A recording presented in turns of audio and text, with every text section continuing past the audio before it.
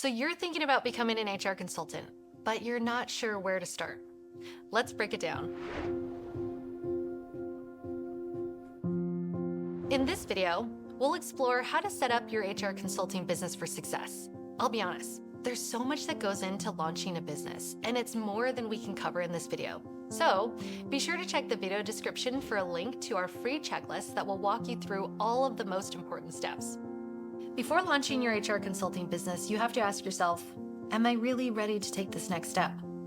This is an important question, and the truth is, there's no one-size-fits-all answer. Ironically, I actually just had this exact conversation with a junior HR leader named Jessica.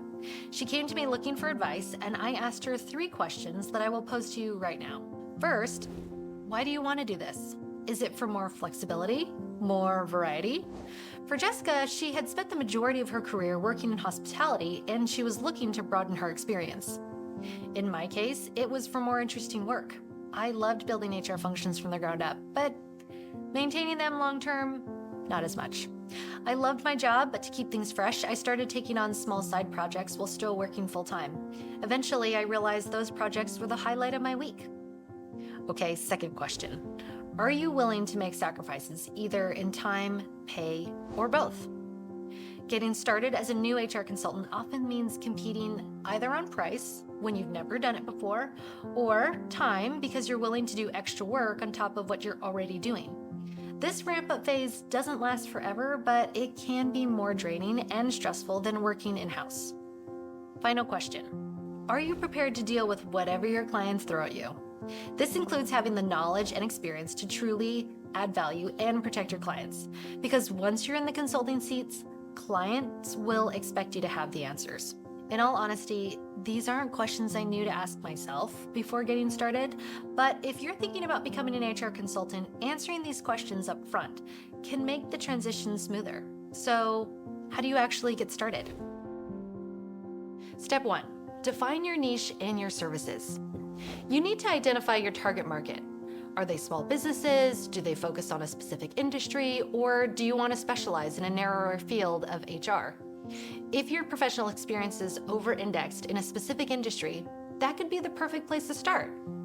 For example, in the case of Jessica, she's deeply experienced in hospitality, but primarily at large organizations.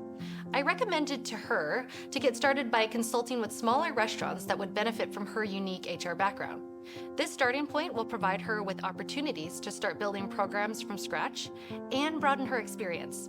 It's worth mentioning, Jessica will have a much easier time selling her services to these clients because she already has the expertise they're looking for. Step 2, create a business plan. Don't forget to make a plan. Your business strategy will change over time, but it's important to create a guide you can follow, especially as you get started. Outline your mission, vision, and goals. Next, define your core services, pricing model, and revenue streams. Who's your target customer? What problems are you solving for them?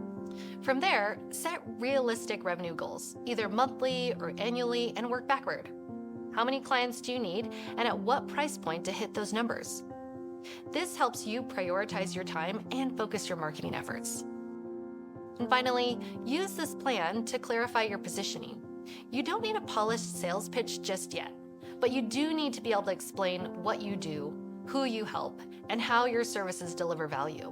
Your business plan becomes your foundation, and it helps guide decisions, measure progress, and keeps you accountable. Step 3, select a company name. I always recommend picking your business name early because you need to make sure this name isn't already registered in your state and the .com version of your business name is still available. The last thing you want to do is choose a business name only to find out that someone else is already using it. 3 things I'll say on business names. The first place I started when picking a name is GoDaddy. I'd try a name and see if the domain was available and keep trying until I found a name that also had an available domain.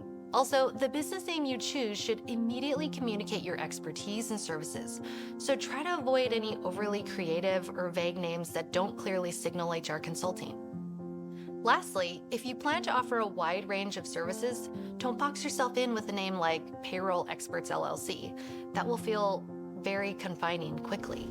Step 4, handle legal and financial setup. I won't lie to you, this is not the most exciting part of getting your HR consulting business started, but it's an incredibly important step. This is where you choose your business structure, register your business, and obtain the necessary licenses. From there, you can open up a business account and secure business insurance. On average, this process can take 4 to 6 weeks because you need to wait for your EIN before you can open an account, so start this early on. Step 5, set up essential tools and software. I know some HR consultants who run their businesses with sticky notes and spreadsheets.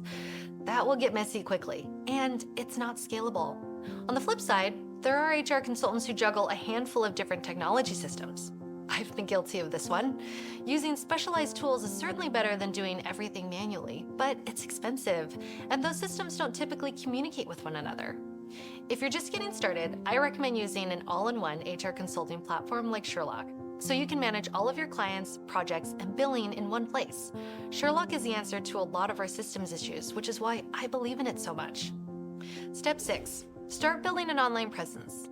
One of the best ways to start building an online presence is to launch your business's website. Think of your website as the digital storefront for the business. Your website should clearly communicate the following information: who you help, what problems you solve, and why clients should choose you. When this information is clear, you can ensure that the potential clients reaching out are a good fit for your services. Here are 2 things to keep in mind when building a website. Use a clean, modern layout with easy navigation. If people are having a hard time navigating your website, they'll probably just leave. Also, make sure your site is mobile friendly, and many of your potential clients will visit your site using their cell phone, and you want them to have a positive experience. There are a ton of website builder programs that are fairly inexpensive and user-friendly, like Wix, or even GoDaddy has their own web builder. Don't waste your time and money just yet on a super slick website. That can come later when you have a lot of clients. Social media is another way to establish an online presence early. You can actually start posting on LinkedIn and any other platforms where your target market may be present. You can interact with potential clients on these platforms and guide them to your website to learn more. Step 7, develop a marketing and sales strategy. This is one area where I've seen a lot of HR consultants struggle. It's common for some newer HR consultants to rely too heavily on word-of-mouth marketing, which isn't particularly reliable. I always recommend creating a plan to utilize multiple marketing channels so you have a healthy pipeline of quality leads that you can turn into paying clients. We've actually created in-depth videos on how to market and sell your services, so stay tuned. A smooth client onboarding process will set the tone for your entire working relationship.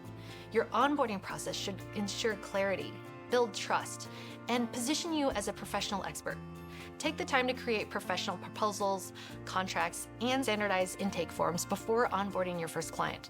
A couple helpful tips: I used Canva to start drafting proposals quickly and Law Depot when I first started for fast, inexpensive contracts. I also recommend clearly defining your work hours, what clients should expect if they contact you outside of them, and typical turnaround times for your deliverables. The goal here is to set expectations for what this relationship will look like upfront, and in my case, I'm upfront that we're a US-based team. We don't specialize in global jurisdictions, and we only work in US time zones. Okay, I said it once, and I'll say it again. There's so much that goes into launching an HR consulting business, but if you follow these steps, you'll be off to a great start. Remember to check the video description for a link to our free HR consulting launch checklist, and don't hesitate to reach out if you have any questions. Next up, we're covering how to market your HR consulting business and find your first clients. See you in the next video.